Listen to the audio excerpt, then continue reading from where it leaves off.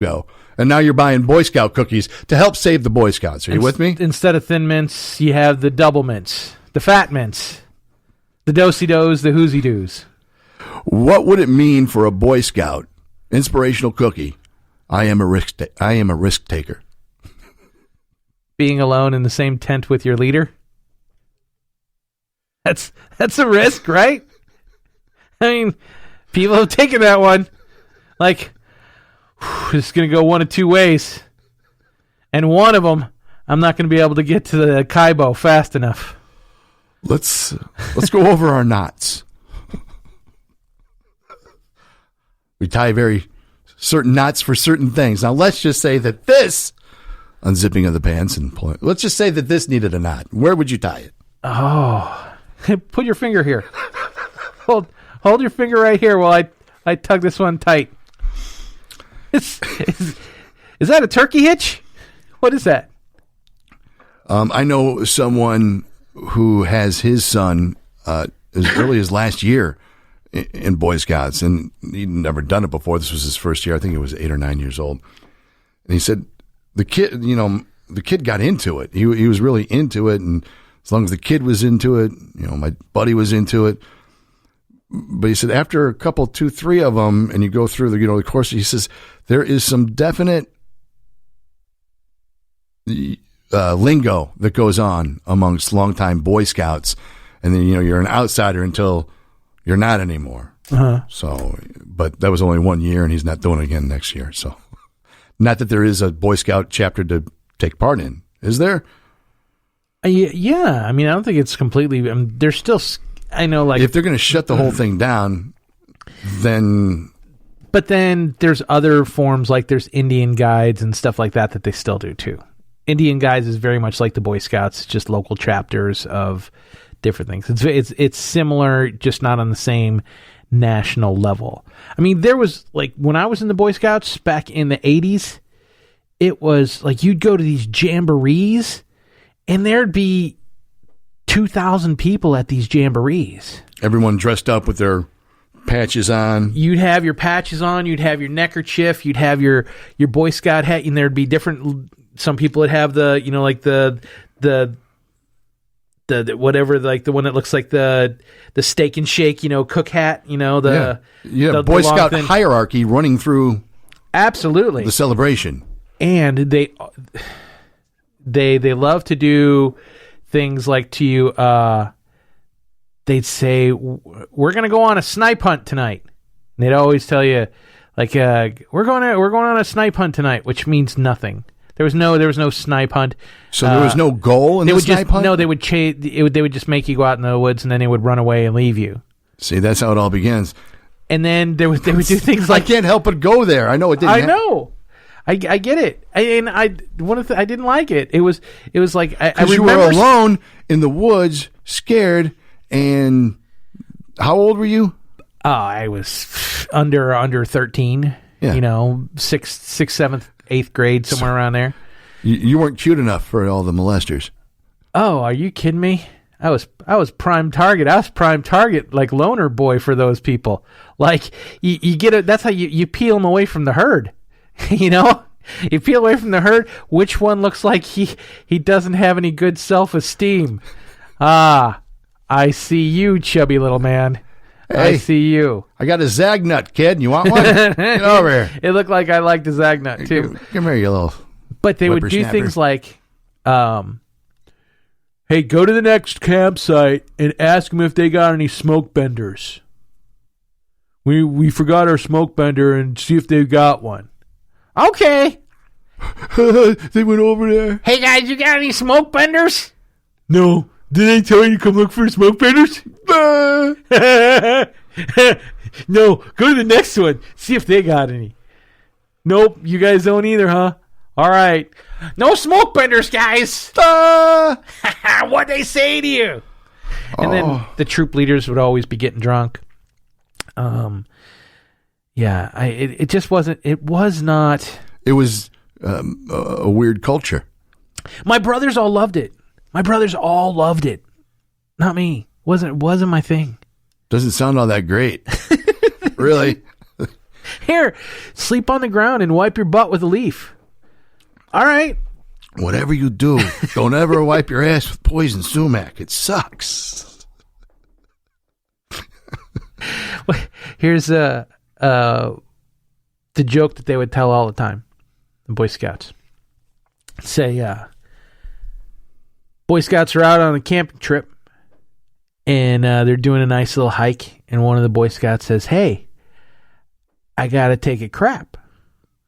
So what do I do? He said, well, go behind the tree and do your thing, pick up a leaf, wipe your butt, and be done.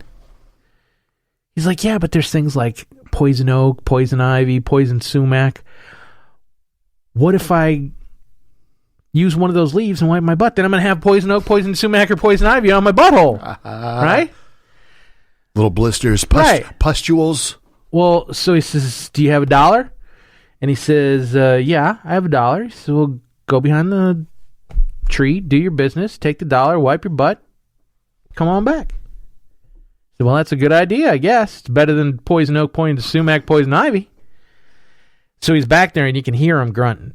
Trying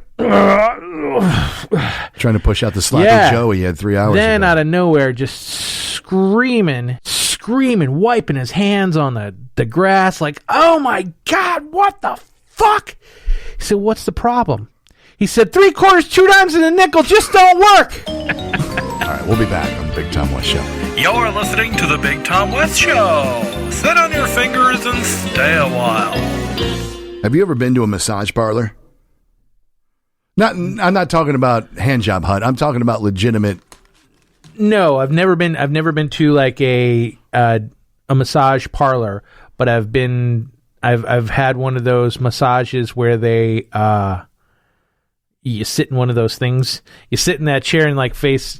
It's like sitting in a backwards chair, and you just sit forward and put your face in this thing. Like a Brookstone? Yeah, sort of something like that. You know what I mean? You'll see they're giving the 15-minute massage out in the mall.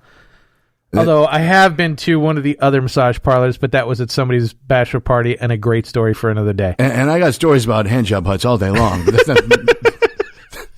not the reason I brought it up. It always, I know people who go, and it's like, yeah, can't wait. I'm getting a massage Wednesday at 2:45. And that whole concept is just foreign to me, to walk into a place, disrobe, get on a table, and have anybody just start rubbing on you. I don't like people rubbing on me. Like if someone comes up behind me like, hey, how are you? And they start rubbing my shoulders like, okay, get off. That's personal space issues. Yeah, but I'll give you a hug all day long. Absolutely. But don't be grinding on my shoulders and what are you doing back there? Get out of here. Right. You know? I get it. I feel like you're going to hold me down and teach me about present. Actually, I feel like I'm an altar boy again. Can't even get the Snickers and a Coke this time. Hell. In the news, St. Louis and Bernard Kimple is accused of inappropriately touching a client during a massage at a South St. Louis massage parlor. Now, when you say South St. Louis massage parlor, I'm thinking they opened up a handjob hut. Right. But then you take a look at a picture of the guy. Oh. And he's a large black man with one eye and the other one a bad glass eye, full beard, and a hoodie on. And he's just staring at you. It's like if Forrest Whitaker was going to give you a massage. Pretty much. Yeah. Apparently he's been accused of doing it at another joint, and now everyone is up in arms of how do they hire their employees, these reputable massage places? Yeah, wouldn't the word get around? I mean, the whole massage parlor community? But this guy walks into your massage parlor, you're the owner, you go, yeah, that looks like the guy I want rubbing on my clients. You're hired. You could do the blind people, and we'll do special no lights on Friday. No lights on Friday special. You can do the rubbing. What happens if I happen to put my finger? Oh, looky there. I'm sorry. Look at it. Appears that my finger slipped up your butthole. And by the look on your face, you enjoyed it for a moment. Yeah. We both know a guy who goes to a reputable massage place, and he'll tell you about it all day long. He'll say stuff. He's like, I love the massage, love it. It just makes me so relaxed and I fall asleep. But sometimes, it gets a little hard. So, hey, why are you telling me the story? And how could you feel comfortable getting hard at a place you go to every other week or every week? Well, you tip her an extra $20 and, So, yeah, but nothing happens. She ignores it. But, it's still there. I can't help myself. And it's just comfortable just talking about it. I don't understand. I would assume that it happens to every female that gives massages has had that happen. See, and that's just the first thing I think of. Why would I want to put myself in that position to begin with? I don't want to be doing that in front of some gal who's trying to make a living. I don't know what they get paid, but they're not unless you're paying her to do that. Well, that's what I'm saying. That's not what I'm there for. It just so happened to get that way. I can't help it. I can't play that off at all. There's no way. I mean, is that kind of like ordering a pizza, getting an extra side of wings for free? Maybe that's just the perk. It's the perk. I mean, but I would feel as a person, as me, I would feel uncomfortable going to a reputable massage place. Let's say I did enjoy it and I did fall asleep and then flip me over and then, little Elvis is popping up. That would make me uncomfortable, embarrassed, and want to say, okay, time to go. Done. But I imagine that it happens to them so much that they're not uncomfortable. But I still am, and I guess I'm doing this for my enjoyment, right? Sure. And I just can't move past getting hard in front of. What if they recognized it and said, "Hey, man, relax. It's no big deal. It happens all the time." I'm already. There's nothing you're going to say, short of tugging me off, that's going to make me feel better. I'm embarrassed, and I mean, because all right, it just won't go away. You can't think it away. No, well, I mean, once it's there. I guess at 50, if I turn over and it's actually there, I'm like, hey, look at that. I've been known to step into a porta potty. I mean, it just so happened it was hard at the time. Well, I mean, I don't know. I imagine that to them it's nothing. If it bothers you, then it's on you. Are you saying it wouldn't bother you? I don't know. I think it would. Would I feel shame? I'm sure I feel. It's not even shame. It's more. It's not shame. I know what shame feels like, and it's not that. It's more like just embarrassed. And I get that, and I probably would be. I probably would be now. And then in my mind, it goes, as soon as, oh yeah, I had another one get hard. You should have seen this guy though. I mean, he was exceptionally small. I mean, he was cute and everything. Well, I've had to have my stuff shaved down below. And that's super, but that's a medical procedure, and I've had that done as well. That's nowhere, nowhere in the ballpark. At the same time, not only are you like, if you're getting that done, you're very stressed out in the first place. You're scared to death. There's no chance that it's going to get up at all. No. If anything, it's retracting inside of me. Yeah. There was one point that, they lifted the sheet and they said, "Are you sure this is a dude?" Looked like a little man in a boat. Yeah, what is that? It looked like a button on a fur coat. You got a turtle? What's going on over there? Hello? Like, holy cow. How am I supposed to ultrasound this? I don't know. Somebody get me a forceps. It looks like a peanut butter cookie with a white chocolate kiss right in the middle of it. That's what it looks like. It looks like a pimple on a clown's head. Yeah, dude, that sucks. I mean, that sucks. But it's the most